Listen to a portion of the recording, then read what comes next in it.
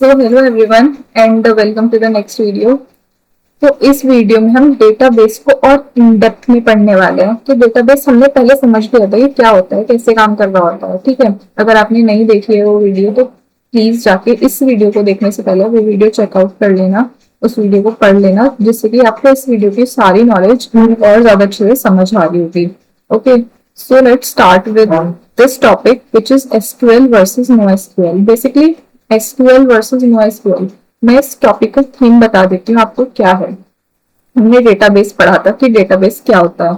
Database बहुत सारी data का कलेक्शन होता है जिसको किसी न किसी फॉर्मेट में होता है, जिसको हम इजीली एक्सेस कर पाते हैं और उसको डेटाबेस में स्टोर कर पाते हैं। ठीक, डेटाबेस जो होता है ना वो दो टाइप का होता है, एक तो रिलेशनल डेटाबेस, एक नॉन रिलेशनल डेटाबेस। ठीक है, रिलेशनल डेटाबेस में क्या होता है, किसी डेटा का रिलेशन होता है किसी दूसरे डेटा के साथ, राइट, ऐसे समझ सकते हो।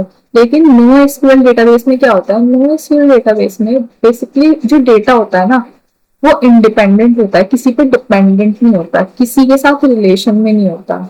अब अगर हम बात करें एसक्यूएल की, पहले मैं एसक्यूएल की फुल फॉर्म आपको बता देती हूँ, which is structured query language. अब एसक्यूएल जो होता है वो रिलेशनल डेटाबेस पे काम करता है। रिलेशनल डेटाबेस मतलब मैंने बताया कि आपस में लिंक होता है एक दूसरे से। सपोज आपने स्कूल में एडमिशन लिया तो स्कूल में आपका आईडी वेरिफिकेशन वगैरह वगैरह ये सब चीजें होती हैं, तो वो हुई। स्कूल में आईडी वेरिफिकेशन के लिए आपका आधार कार्ड मांगा, ठीक है, तो वहां पे आधार कार्ड मांगा, आपने आईडी वेरिफिकेशन करा दिया, आपने उसमें अपना डॉक्यूमेंट्स, अपना आधार कार्ड भी लगाया, राइट। आधार कार्ड लगाया तो स्कूल के भी कुछ डॉक्यूमेंट्स बन के आए, ठीक है, मतलब कुछ ना कुछ फी कार्ड या कुछ ना कुछ रिपोर्ट कार्ड। तो जो आधार कार्ड का डेटा था ना, आप देखोगे कि कुछ ना कुछ डेटा आपके रिपोर्ट कार्ड में, आपके फी कार्ड में कुछ ना कुछ डेटा लिंक कर रहा होगा। तो एक बेसिक मैंने एग्जांपल बताया है आपको कि एसक्यूएल डेटाबेस किस टाइप का होता है, कैसे काम कर रहा होता है। ठीक है, तो रिलेशनल डेटाबेस होता है एसक्यूएल जो होता है। नो एसक्यूएल होता है वो नो रिलेशनल, मतलब नॉन रिलेशनल डेटाबेस। किसी को नो एसक्यूएल को फर्क ही नहीं पड़ता कि वो किसी के साथ रिलेशन में है, मतलब डेटा किसी दूसरे डेटा के साथ रिलेशन में है या नहीं है, राइट।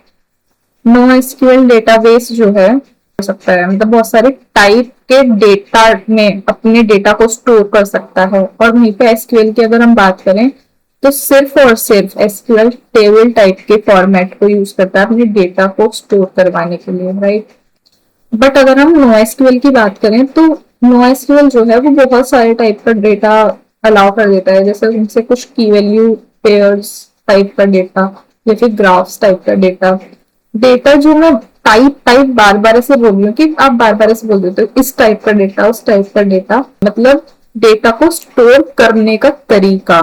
ठीक है, तो एसक्यूएल जो है वो जो डेटा को स्टोर करता है वो टेबल टाइप के, मतलब टेबल के तरीके में डेटा को स्टोर करता है। ठीक है, अब कुछ समझ आ रहा होगा। और जो नो एसक्यूएल है वो अपने डेटा को या तो की वैल्यू पेयर में स्टोर कर सकता है, जैसे कि की वैल्यू पेयर, जैसे कि आपका कुछ नाम है और नाम के आगे आपका जो एग्जैक्ट नाम है, मतलब नेम इक्वल टू आपका नेम, मतलब जैसे नेम इक्वल टू काजल, मैं अपना एग्जांपल दूं। अगर अगर ग्राफ टाइप का डेटा है तो ग्राफ टाइप का डेटा क्या होगा, एक तो ग्राफ टाइप का डेटा कहीं पे कुछ स्टोर होगा, कहीं पे कुछ स्टोर होगा, कहीं पे कुछ, कहीं पे कुछ, कहीं पे कुछ, तो ऐसा कुछ एक स्ट्रक्चर बना रहा होगा।